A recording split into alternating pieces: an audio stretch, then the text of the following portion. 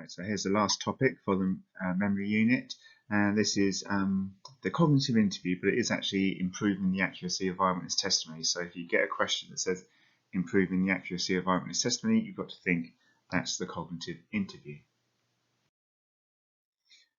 You need to have in mind what a standard police interview would be. It'd sit you down, okay, from the start, tell me what happened, what did you see, what happened, and keep to the important bits. Lots of closed questions rather than open questions, and they may well interrupt as they go.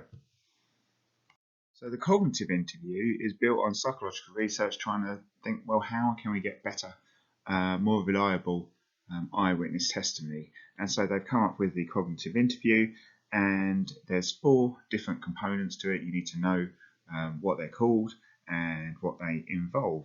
So you've got mental reinstatement of the original context, so getting the person probably to relax, maybe close their eyes, really build up a vivid mental image of their day. It could be weather, what time of day it was, how they were feeling, what they were wearing, what their plans were, etc, etc.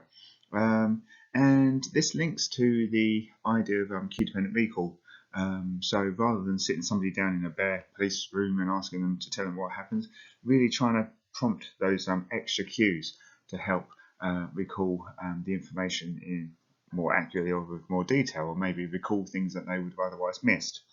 So that's that one. Also report everything. So whereas in a standard interview, if you started to talk about something that they felt wasn't relevant, they'd ask you to move on.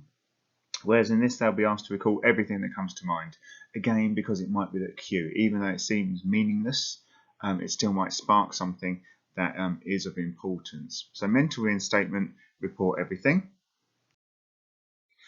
Changing the order, so a standard interview, you would recount what happened in a standard timeline from start to finish.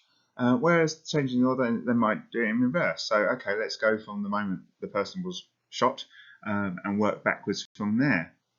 Also, changing the perspective is the 4th one, and this is trying to take on another witness's viewpoint.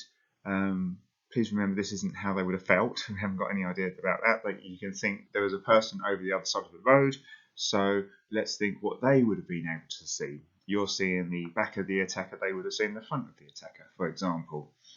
Okay, so that's your 4 components. So yeah, why would it be effective? Well, the main thing is this reinstating the context, so providing those cues for recall. We talked about the encoding specificity principle when this testimony was first coded into the person's memory.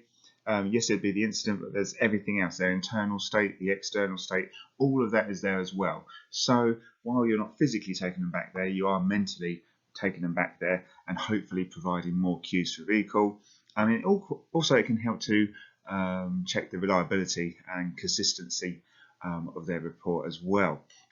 If you've ever had to give a report at school of something that's happened, and you may well have got with your friends and said, okay, here's our story, and you got it all straight. If you're asked to jump around through the timeline and things like that, that's going to also flag it up if it's not consistent. Okay, so that's why. So do make sure you can talk about the 4 different components, name them, give examples of what they involve, what you might say to the witness to get them to complete that, and always have in mind how this differs from a standard interview. Basically everything the cognitive interview does, the standard interview doesn't do. Now in terms of evaluation, you've got meta-analysis here showing yes, it can be incredibly effective. A 34% increase in correct information. Any police force would want that. However, it does also lead to an increase in incorrect information. So you could end up with a lot of ultimately useless, maybe misleading information from this. The picture on the screen is from the Crystal Maze, where at the end they've got this big dome and this glowing gold and silver bits of foil around. You have to collect the gold, you have to avoid the silver. Now this is almost like saying, well, we've got a way for you to get more gold. Fantastic, but actually it also means you get more silver as well. Okay, that works in my head. Maybe it doesn't work so well. Never mind. Anyway, so yes, it can be very effective, but it's only that effective when it's fully implemented. So properly trained officers delivering every aspect of the technique got that sort of level of improvement. Realistically, you have to know about implications for the economy, public funding, police forces, etc., etc. They're just unlikely to have the time and the resources for the training, the time and resources for implementing this. A lot of the time they need quick results, so it's going to be very difficult to sit there and listen to somebody talk about many things that don't, at face value, appear to have any relevance. Okay, so if you do a bodge job on this, if you do it half-heartedly, if you cut corners, then it doesn't have anywhere near that level of effect. So great in principle, maybe not realistic. However, having said that, it has been suggested that actually some components are more important than others.